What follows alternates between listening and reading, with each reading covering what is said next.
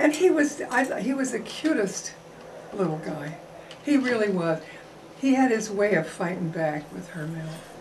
Yeah. Was he the one that had the stiff leg from the axe, the double-headed axe that right. Someone was chopping with, and it flung off, and he was standing behind the guy that was chopping, and it ended up in his knee. That's right. Ooh. So he had a stiff leg, but he was really a little dandy boy.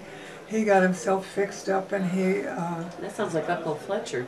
Uncle Fletcher was like that. Was his dad. Yeah, they were very much alike, and Grandpa was as cute as he could be, and he liked the women and did his share. But Grandma ruled the roost, at least in that part of their life that I was involved in. And the way he got even was that book of poetry that one of you kids had, because I don't have it. Every letter that he ever wrote was in rhyme. He was really, that's where your dad got his talent, was from his grandfather. Because he wrote, and he was illiterate actually, you know, more or less, but every letter was written in rhyme, page after page of it. So when he was mad at Grandma, he would get his fishing pole and take off for the day, and he would leave a nasty poem propped on the piano about Ellen and her shortcomings, and she would be so damn mad. And he figured by the time he got home she'd be cooled off, and she was. But that's how they fought out their battles in the last part of their life. Passive aggressive. Mm-hmm, mm-hmm. And she couldn't even withhold sex because that was already gone.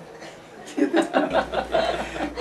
was funny, and you know what, times have changed so, because in his day women wore longer skirts, and so getting a glimpse, forget cleavage, to him a real turn-on was a woman's ankle.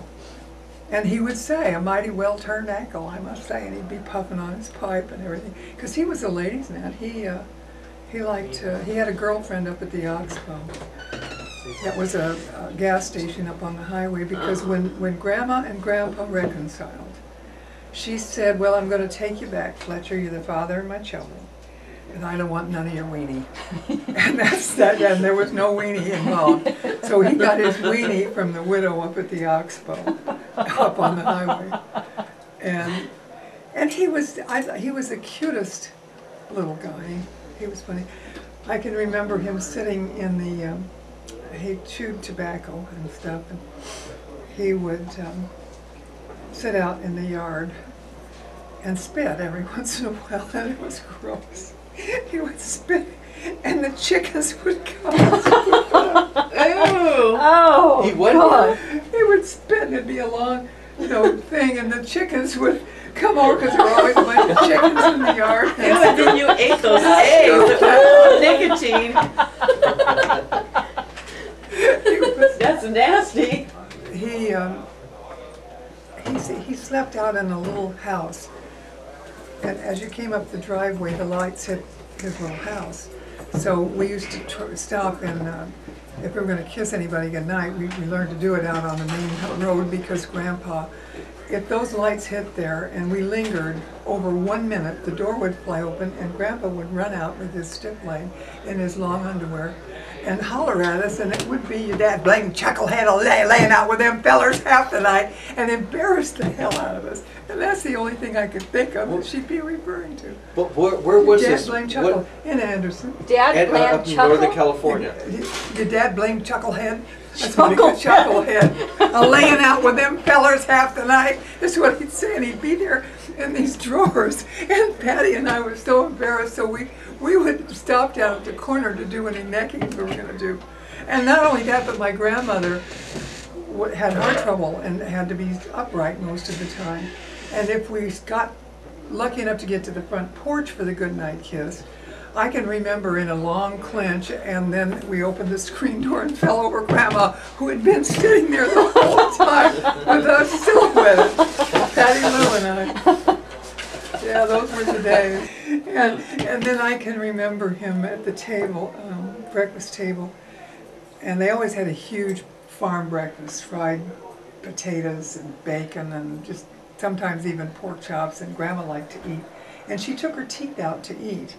She had this horrible, ill-fitting teeth that looked awful anyway, but she couldn't chew with them, so she chewed on her gums. Yeah, and always had grease around her mouth, chewing away. And she liked to talk, and I mean, she could talk endlessly from one subject to another. You would just go on. So when we were, she got up to get something, and I remember my grandfather saying, "Lesson," and he said, "Hurry up," and he said, "Anyone, the last one stuck at the table with Ella here till noon," and so he was telling all of us to hurry up and get our breakfast down because otherwise we were going to be trapped there, which was true. Grandma would have her greasy finger going, and she'd get started on like I am right now and go from one thing to the other, and you would be there till noon. She would do her finger like that because that's a Grandma Blanche thing. That was my grandma. Just perform with the board. Oh, Absolutely. I can always remember that finger. You know, Michelle does that This girl's too. from Santa Does Barbara. she? She does. Singer. There So you does she. No, she's from Santa Barbara. She like Is started that performing at the true? bars around there and got like, Yeah. super famous. True. Well, it's Actually, I think Marta said that I do that passed also. that down from one generation to the other. And when I'm out at the boys, I do it too. I can remember that we had a summer Excellent kitchen. pie. In those days, when you didn't have the air conditioning, like a log. it was a screened-in kitchen separate from the house, and hot as hell. And Glenda May and Jack and Johnny and I and Patty Lou. Well, Patty Lou lived with them, so she was their favorite. If ever they were going over to Chico or somewhere to shop, Pat always got to go, and we kids resented it. So, and she got out of doing the dishes all the time. And I can remember Glenda was the one that became a nun.